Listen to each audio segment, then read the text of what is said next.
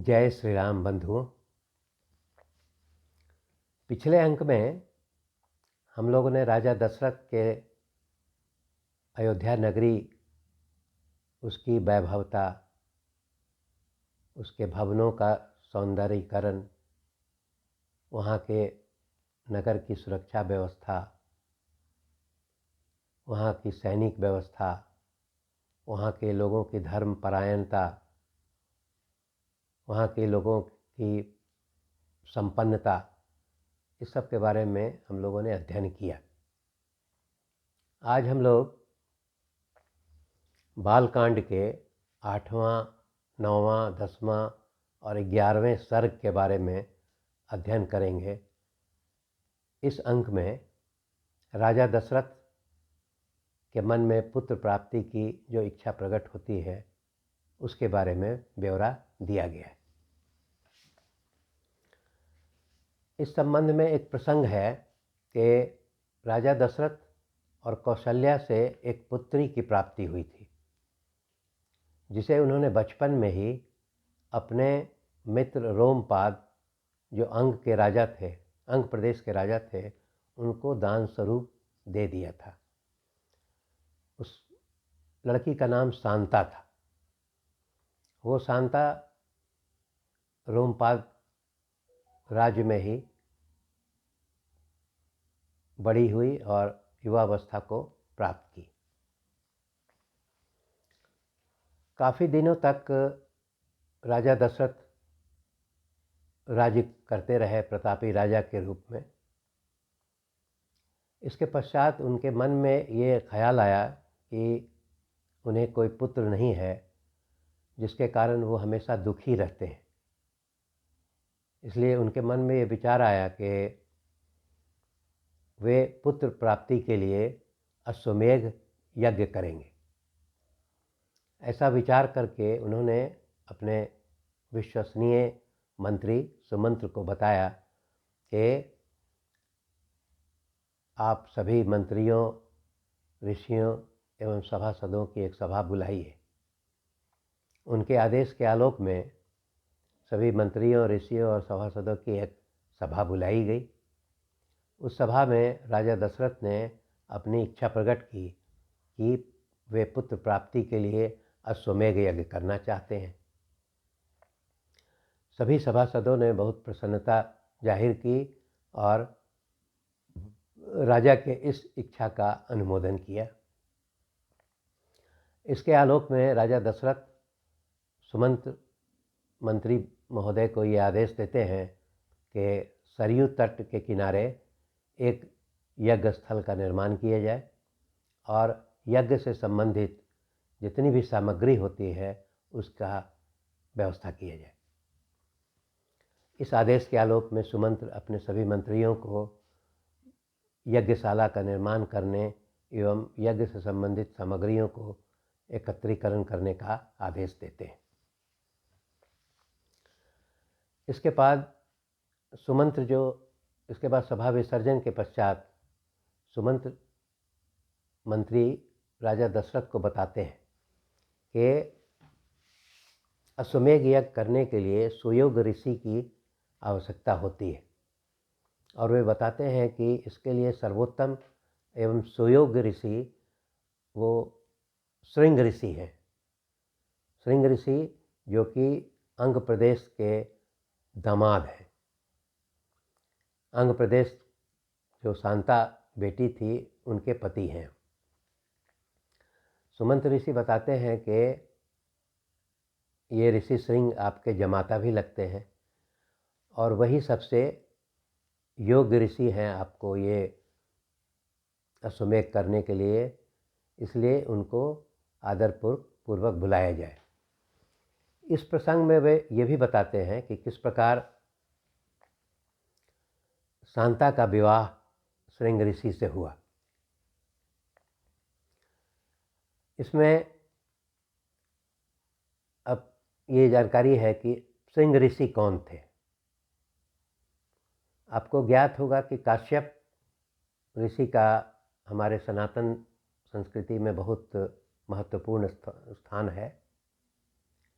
ऋषि काश्यप को कुल 13 पत्नियां थी, जिसमें बड़ी का नाम दीति था और दूसरे वाली का अदिति एवं अन्य का नाम अलग अलग था। दीति और अदिति का महत्व इसलिए है कि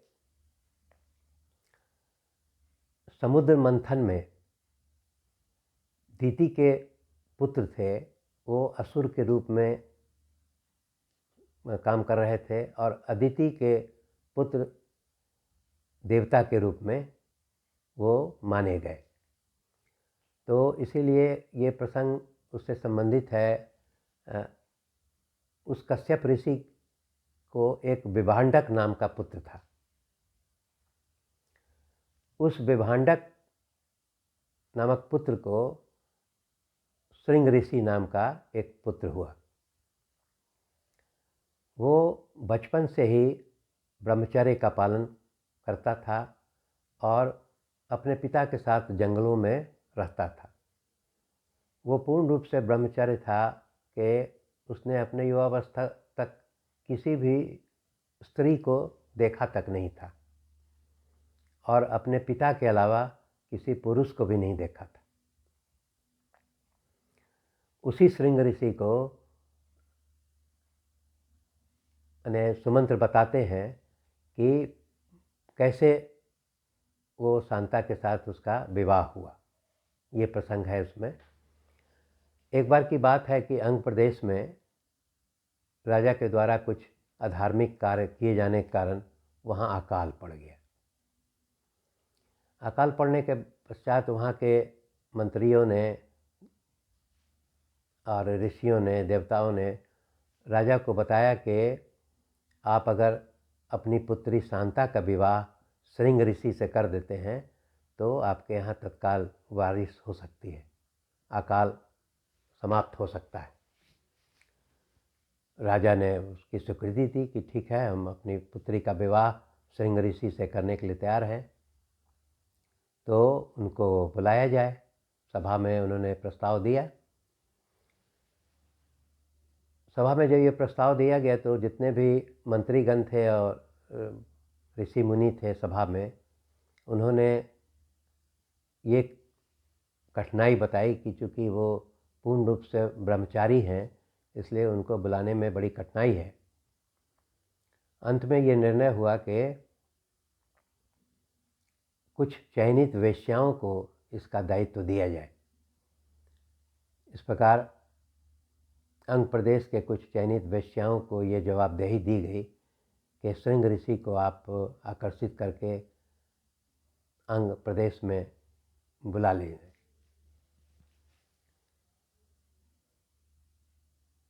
इसके पश्चात वो वेश्याएं जो है वो श्रृंग ऋषि जहाँ रहते थे वहाँ के पास कुटिया बना करके रहने लगी और वो आकर्षित करने लगी श्रृंग ऋषि को।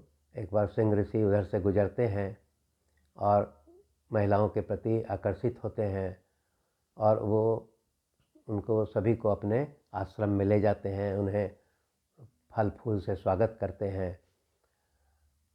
दूसरे दिन जब वो चली जाती हैं तो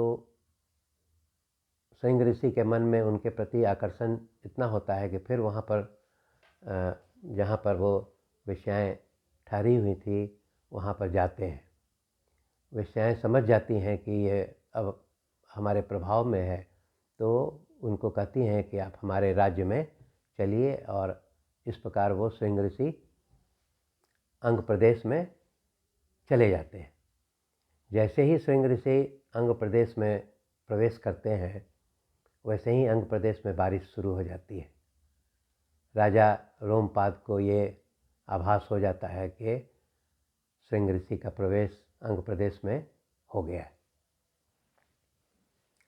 इस प्रकार श्रृंग ऋषि को आदर सत्कार के साथ रोमपाद के राजमहल में ले जाया जाता है और वहाँ भव्यता के साथ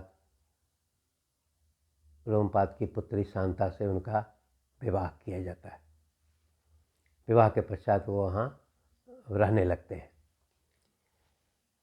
तो राजा सुमंत्र मंत्री बताते हैं कि ये वही श्रृंग ऋषि हैं और रिश्ते में आपके वो जमाता भी लगते हैं और बहुत ही योग्य हैं, इसलिए इनको ही सबसे योग्य हैं आपका अश्वमेध यज्ञ कराने के लिए। इसलिए आप शीघ्रता से स्वयं रोमपाद के यहाँ अंग प्रदेश में जाइए और उनसे अनुरोध कीजिए।